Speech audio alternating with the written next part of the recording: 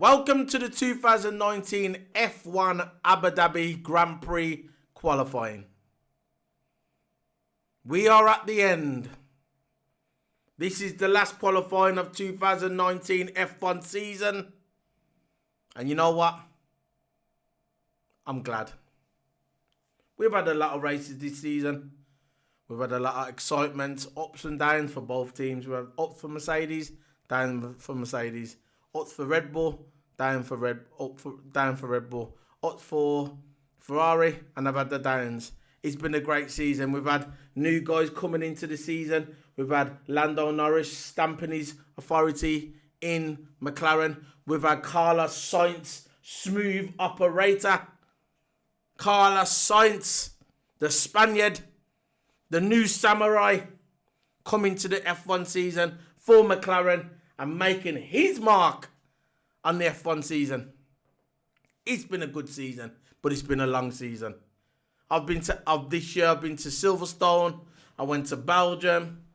I've had a great time this year with the Formula One. Followed it, done reviews, live reviews, vlogs, everything this season. I've had a great season, but sometimes, just like the football season, just like the cricket season, just like the rugby season, just like the baseball season, just like all the seasons, they have to come to an end. You can't go on forever. You need some downtime. It's Christmas. This is where everybody's going to go to the shop, buying the presents for the kids, buying the presents for your relatives, your mom, your sisters, your aunties, whatever. It's Christmas time. Stuffing your face with turkey, with lamb and beef, and some potatoes and some rice. You know what I'm saying. This is holiday season. The last thing you want to be doing is watching F1 while you're stuffing your turkey on your sofa with some bloat up belly. You just want to be chilling, watching Christmas films on the TV, watch repeated about 50 times, but it's okay. Long as you have a good time and enjoy Christmas, because Christmas is approaching. Less than 20 days to Christmas. Can't believe it. It's come so fast. And I hope whoever's watching this has a merry Christmas. So, on to the F1 qualifying. Before we get into the qualifying. Now, whoever watches my videos knows I'm honest. If you like me, good. And if you don't like me, good as well. It don't matter to me. I do these videos. I don't make a living out of it. I do these videos because I enjoy making videos. I love F1. I'm dedicated. I love F1. I love watching the classic races on Sky. I love watching them live. I just love F1. Streaming. I like streaming. I haven't streamed for about a month or so. I've been busy. But now the F1 season finishes, I'm going to start streaming more regular. Let's get into that holiday season. I'm going to start streaming more regular. Assetto Corsa Competizione, Race Room, R Factor 2, The Sims. Maybe a bit of F1 as well, but majority of The Sims. I know F1's a sim, but you know what I'm saying. With like Assetto Corsa Competizione, R Factor. Stuff like that. I'll be basic race games. I'm going to be streaming. But before I start getting onto the F1, because I'm going off topic here, I'm talking about Christmas, I'm talking about turkey, I'm talking about Coca-Cola, I'm talking about this, I'm talking about that, I want to be talking about F1. But before I start getting into the F1, whoever follows me knows I'll go on social media, I'll tweet. If any news comes up, I'll tweet about it, and then whatever, you can respond. If you don't, you don't. But what I'm saying is, there's been a big deal about Valtteri Bottas this weekend. Well, Valtteri Bottas put on his Twitter feed. I don't know why he put on his Twitter feed. You couldn't see Vettel doing this. Oh, yeah, I finally split up with my wife. I don't really care. I don't. I'm not going to come out here and say, oh, I'm sorry, Bottas, about your situation. I don't give a shit. All I care about, Bottas, is you on that track racing. I don't care. I'm sure your wife, I'm sure you'll be fine. You'll be fine. Divorce settlement, whatever's happened, I'm sure you'll be fine. Financially sorted for the rest of your life. Loads of coffees on the table. You're fine. That's it. But you get people online, people talking on social media, saying, oh, Bottas, I'm sorry. I'm sorry you got a divorce. Oh, I understand. I don't care. I do not care. Like I said, just the racing. I don't care if Bottas wakes up in the morning, has 2 boiled eggs, bacon, beans, sausage. I still don't care. If he decides to wake up in the morning, has muesli and a coffee, 5,000 coffees, I don't care. If he wakes up in the morning and puts white fronts on, I don't care. If he wakes up in the morning and put boxer shorts on, I still don't care. If he wakes up in the morning and drinks 5 litres of water, ice, cold water, I still don't care. All I care about is you getting in that car and racing for Mercedes. That's it. If you want to get a divorce, that's you. Good for you. Good for you, bad for you. I don't care. That's your life. I don't care about your personal life. This is what I'm saying. All I care about is what's on the track. That is it. And that's all I've got to say, really. Lewis Hamilton on pole proved his point again. All you marks out there, all you haters of Lewis Hamilton, I love it. He came on Twitter at the beginning of the weekend and he says, I'm going to make it right. I knew what he was talking about. I knew he was talking about Brazil. The strategy team were all over the place. Grade C strategy team was at Brazil. That couldn't have been Mercedes' first strategy team. The first strategy team must have been at home sick. They must have got a virus because that wasn't them. The pit team, the strategy team, was like Ferraris. Like Ferrari, should be at Tesco, pushing the trolleys, pushing my mum's trolley shopping. That's all the Ferrari team are good for. The pit team, the strategy team, should be at Tesco, pushing gas. That's the Ferrari team. And that was the Mercedes team 2 weeks ago at Brazil. But Hamilton come out and he says, you know what? I'm going to make it right. I ain't going to just make it right to the Toto. I'm going to make it right to the strategy team. I'm going to make it right to the cleaners. I'm going to make it right to the chefs. I'm going to make it right. That's exactly what he said. And I knew then that was it. He's going to try and get pole and he's going to die trying. And that's what he did today. That lap he done was a lap from God. When you got the last 2 stints at the end of Q3, the last 2 stints, the first stint he done, when he got that 134, I thought, that's it, he's got pole. Because this is his track. Just like Silverstone is, just like Hungarian Grand Prix, just like Canada is, this and Russia, this is the Mercedes track. The last 6 or 7 races, Mercedes have won here. Double lockout. It would have been a double lockout if Bottas wouldn't have changed his engine. Not just once, but twice. He just came up on the internet 30 minutes ago. They've got to change his power unit again. His second power unit of the weekend.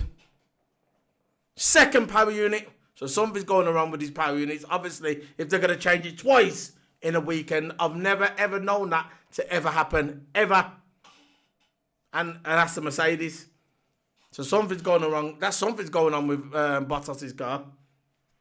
Hamilton has still got the dry old power unit from 4 weeks ago, maybe 6 weeks ago, but he's still outqualified Valtteri Bottas. That proves this is his race. This is his race to win, to lose, and he's got to be odds-on favourite to win it. It would be perfect for him to win this race, to sign off 2019, go into next season, 7 races away, beating Michael Schumacher's race win record that everybody said 3 years ago he could never do. But that's what the hater says. The more you hate, the more he gets better. I keep saying this, people. You can hate Hamilton all you want, but the more you hate, the more he will win. You hate, that's his ammo. And that's just the way it is.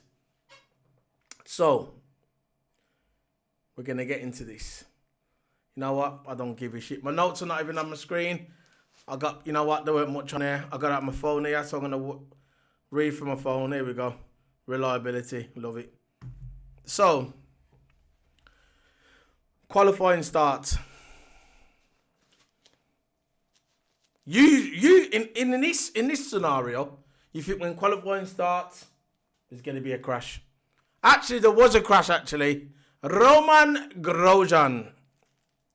Practice 2. Roman Grosjean. I told you, if there's a DNF, black flag, race ends, somebody crashes, guaranteed the guy involved is going to be Roman Grosjean. Standard procedure. How can you please tell me something now? How can you crash coming out the pits? 2019 Silverstone, I was there to witness it. I was right there looking over, and I saw Roman Grosjean crash his car in the pits. Nobody by him. He just crashed his car into the pits. Crash yesterday at Abu Dhabi, practice 2. Who was involved? Roman Grosjean. I'm not saying it was his fault, but he's bad luck. Even the commentator said it. Anthony went on a little rant yesterday.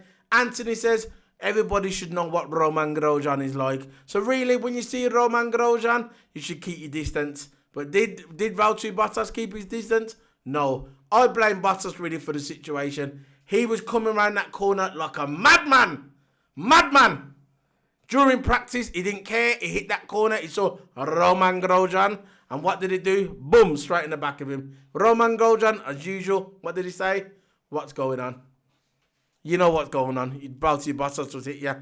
But he tried to style it. But we all know, any incident on the track, 99.9%, it is Roman Grosjean. So onto the qualifying. Vettel spins out. I don't know what Vettel was on. I don't know how much coffee Vettel had this morning. He was all over the place. He's just had his baby. Fair play to him. He's got a baby boy. He's got 2 girls and a boy now. Fair play to him, whatever. He comes back to the track. It looks like he ain't slept in a week. 1 week he hasn't slept for. That's what it looked like to Vettel. He comes onto the track and he made the biggest rookie mistake. In first or second gear, he put his heavy foot down on the clutch, on the gas, and he spun out all over the place. And even Martin Brundle said it on the TV. That was a rookie move. Like I said, he couldn't have got no sleep. He must have been loaded up with coffee. Bum, bum, bum, bum. He come on there. It looked like he just crawled out of bed. Beard down there. Eyes are red. Jumping in the cockpit. He was all over the place. And I knew after then, from Q1, Vettel was never going to get pole. I knew it. And I don't think he gives a shit anyway.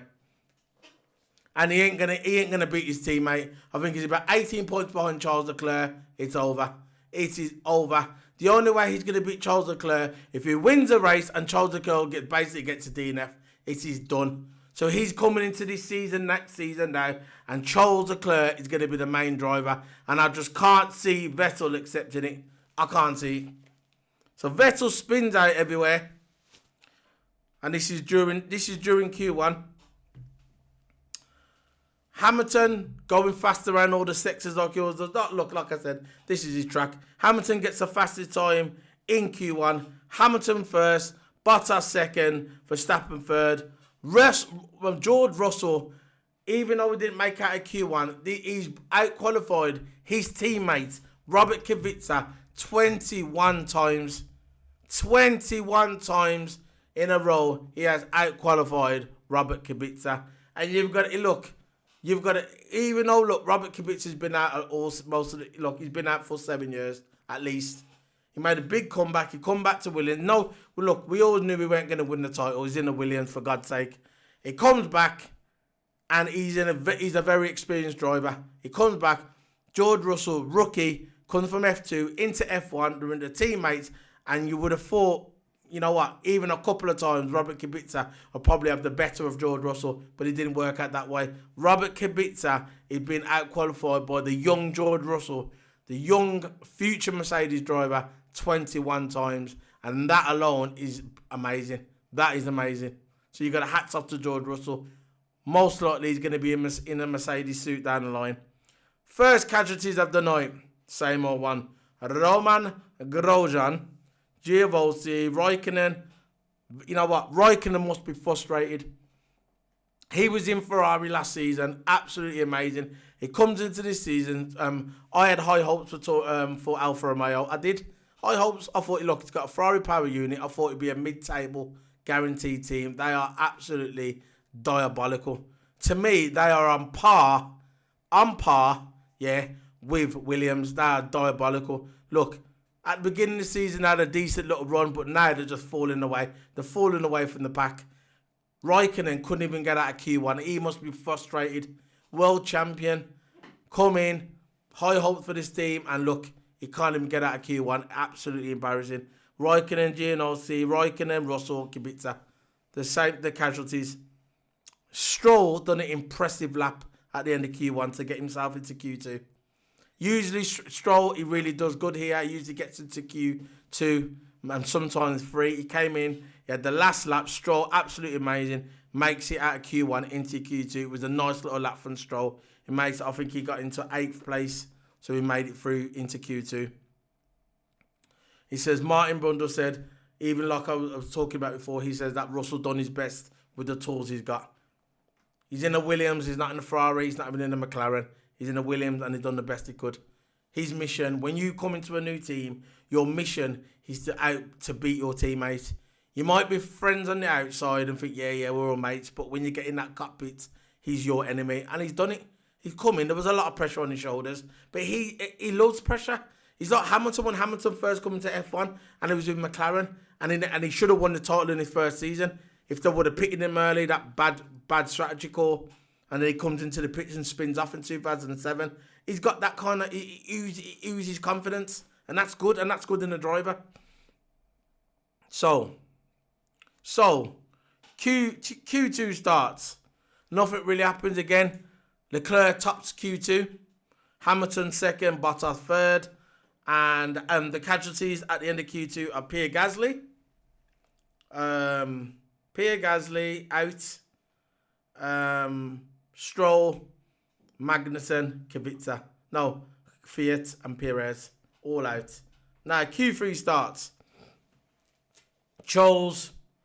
I thought Charles at this one time, if anyone's going to challenge Hamilton for qualifying, I thought, you know what, he'd probably be Charles. Because at the end of Q2, Charles had a brilliant sector and topped the end of Q2. So I thought, you know what, maybe he had something hidden and now he's coming back with it because with that straight line speed. Even though the straight line speed doesn't really matter here, maybe in the middle sector, but sector 1, sector 3 doesn't really matter. But Charles came out and he got caught. He had the McLaren driver was slowing down. I think it was Lando Norris. And then Albon was slowing down. And then Vettel was in behind Albon. And then Charles Leclerc was stuck behind Vettel. There was nothing Vettel could have done because Vettel was stuck behind Albon. And Charles Leclerc couldn't get out. He could not get out of the past the line before the red line went down, before the seconds run out. So basically, he couldn't get a good stint. The first stint, he got a good stint, but Lewis topped it anyway. And he even said in the radio, I can't believe how fast Lewis was. He wanted to know who was top, and he said Lewis, and he couldn't believe it when they got that 134. But there was about 2 minutes to go. They all come out the pits late. Well, not late, but they all come out slow. And then basically he was the last one out and he got caught behind Vettel and he couldn't do his last sector. So Charles Leclerc was out. That was it, done. He wasn't really happy, but in a way, I don't think he cares either because season's over. He knows Ferrari ain't won the constructors. He knows he ain't going to win nothing. But I think his mission, he wants to finish higher than Max Verstappen. He's already beaten his teammate. Vettel's not going to beat Charles Leclerc. There's 20 points between them. It's not going to happen. So he wants to finish higher than Max Verstappen in the Drivers' Championship. And that's what he's going for tomorrow. And at the end, Lewis done a brilliant stint, 134, and then the last stint, he done another 134, and he improved on his time, and that was it. He got pole, Hamilton got pole, and Bottas got second, but Bottas has to be at the back of the grid because he has to take that engine penalty. So it's going to be Hamilton, Max Verstappen, and Charles Leclerc starting tomorrow. So let me have a look at the standings, how they ended. I'll show you the standings. Lewis Hamilton, he's got on here Bottas, but it ain't going to be Bottas, it's going to be Max Verstappen, then you're going to be Charles in third. And then you got Sebastian Vettel, you got Alexander Albon, Lando Norris, Daniel Ricciardo, Carlos Sainz, Nico Hülkenberg, Sergio Perez, Pierre Gasly, Lance Stroll, Daniel Fiat, Kevin Magnussen, Roman Grosjean, Kimi Räikkönen, George Russell, and Robert Kubica. And Lando Norris out-qualifying his teammate, I think, the first time this season. So, good for him. That'll hopefully give him confidence tomorrow. I could try and finish higher than Smooth Operator. So, I'm going to play some audio, see if I've got any into. Yeah, we've got one here. Valtteri Bottas will go for it tomorrow. Okay. He's at the back, by the way. He's starting from the back, but he said he's still going to go for it. Okay. Let's see what happens.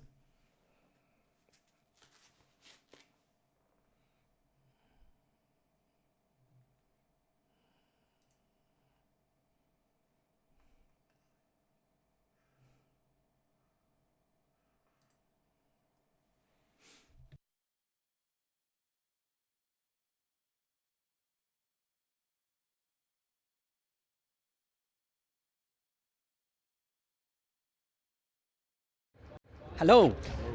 He's starting already in a podium position for the race tomorrow, but on a slightly different strategy. Yes, yeah. I mean, Q2, I think I did quite a good call for starting on the medium again after. I'm pretty happy with that, so let's see how it goes tomorrow. Will probably be a little bit of a disadvantage at the start, but after a few laps, I'm pretty sure we're in a better place. Have you got the pace to bring home the podium? Have you got the pace to fight for the win? I don't know, but I will definitely give everything in the first few laps. I don't have much to lose tomorrow, and yeah, I'll give it everything, and we'll see how it goes. Thanks, man.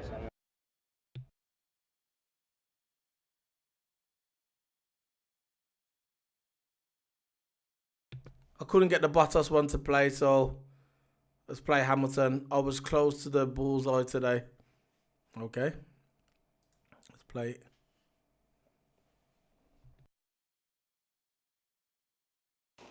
One, two.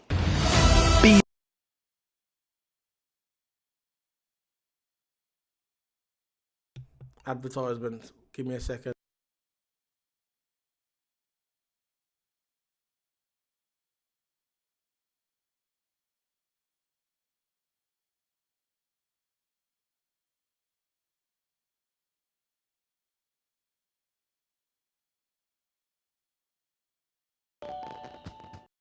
Lewis, you told us yesterday you were trying to put the car into a place it wasn't necessarily happy to draw something extra out of it. Did you find that extra?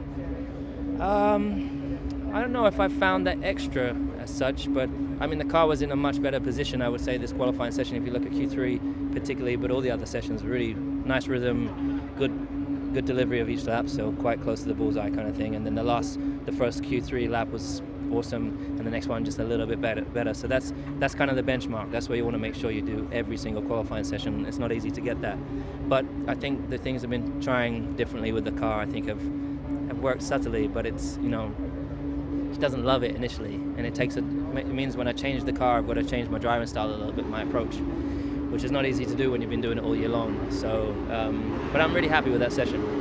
Good. We've got a Mercedes, Red Bull, Ferrari, 1, 2, 3 tomorrow. Last race, it's all on the line. Well, there's nothing on the line, really. You know what I mean? Like, just for fun. It's just for fun. Yeah, of course. Heart out, heart in my sleeve, balls out tomorrow. We're going to be going out as hard as we can. It's great to have these strong, great drivers around me, and I'm obviously proud to be up there with them. But I'm here to win tomorrow, so I'm going to make sure I prepare the best I can tonight and tomorrow. Same approach as always, but deliver a better result than I did in the last race. That's it. Nothing on the line, idiot. This guy, Will Buxton, idiot. Coming out and saying, oh, it's all on the line. Nothing's on the line. Season's done. Jesus. What else we got? See what else we got on here. Yeah, Max Verstappen. A good day, but not good enough to pick Mercedes.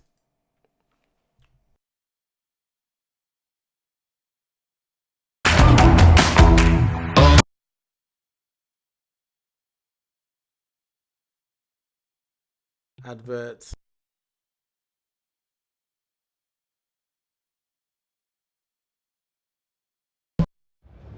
Good fight in quali. Stroopwafel. Great fight in quali. Do we get a great This fight guy tomorrow? just get his autograph. Just please. I think ask for his we'll autograph. try, but it's going to be hard. Mercedes is very quick around here. Qualifying was pretty decent. I think we gave it all. It was just not enough, but still very pleased, of course, with third around here.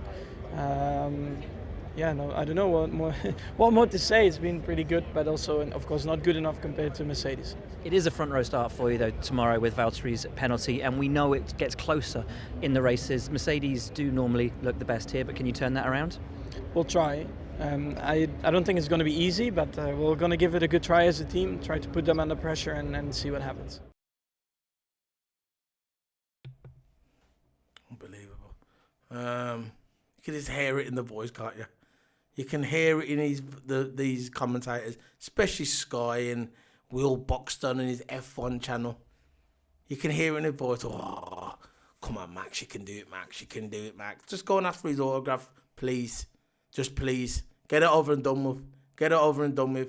You can see when they talk to Loser, and when you can hear him laugh and all that, it's fake. But when you hear him talk to Max and all that, you can see, oh, come on, Max, you can do it. Pathetic.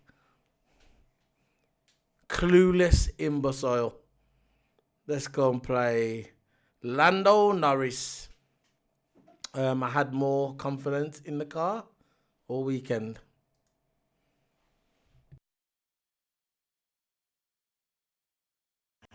Lando, it was 10-10 coming in today, and you've pipped him. Well, more than pipped him. You got a good couple of places on him, and you've won the inter-team battle. Yeah, but do you see how close it was? Yes. I think I did like a 4-3 and he did like a 4-5, which is it's pretty close. So, no, I'm happy. I think all weekend I've been a bit more confident, say, than I was in Brazil. The car's not been like super quick, but it's been nice and comfortable to be able to work with and then push on. So I think that was a good thing for today. I don't know if we had the outright quickest car. I think Renault were close, but I was comfortable in making those small increments throughout qualifying, which I did. So I think that was, I guess, one of the keys to the quali today, which I'm happy with because that's something I've struggled with in the past few weekends. So P7, P6 on the grid for tomorrow. So I guess a good way to start the race. We know how punchy you are at the start of the race. Yeah. Looking forward to that, or is it kind of as soon as that DRS window opens and those big long straights? Well, I don't know. I think there's a couple cars ahead who are starting on softs, possibly. I'm not too sure, but most of them on mediums, and I mean the gap from I think Albon, who was ahead of me, to me was 0.8 or something like that. So we're not going to be racing them. If we can get past at the start, nice. But the C5 tyre, the softs, are not the nicest tyres to be running in the race. So that's the only negative of getting into Q3. But I'll make the most of it, get a good start, try and have some good track position in the beginning, and then to see how we go from there. Now, who else we got left? So we're going to have two more. I'm going to try and get Vettel. We got Vettel. Not where we want to be.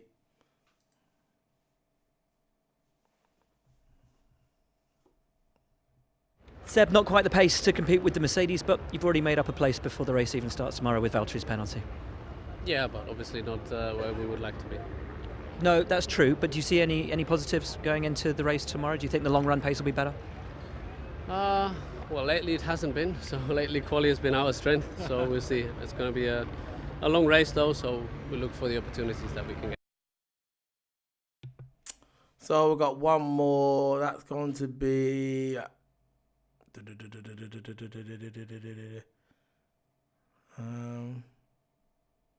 smooth operator Carlos Sainz. I should have beaten Norris. There you go. Can't let it go. Here we go. I should have beaten Norris. I love it. Hello. Lando's just pipped you in the teammate poll. Not poll, you know. This mark thing, makes but it you got worse. the podium, so. Yeah, not very concerned about that. You know, I haven't took part in 3 qualifyings this year, so Fair point.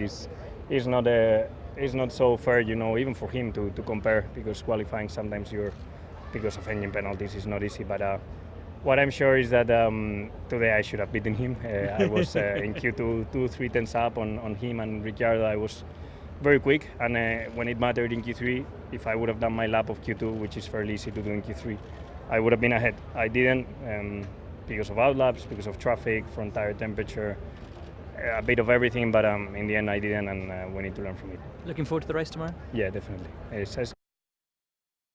So that's it. That's the end of the interviews. Carlos Sainz, not happy at all. Still fit the mates though, but you know, that's a competitive in him. All drivers have got it. If you're not competitive, you're in the wrong business. So this is the 2019 F1 Abu Dhabi qualifying. This is the last qualifying of the F1 season this year, 2019. And I'll be seeing you guys tomorrow for the race day review. And at the end, I'll sum up the season and tell you what I think of the season this year. So this is a Solo P1 signing out. Don't forget to hit the subscribe buttons. There's all my channels at the bottom. Solo P1 signing out.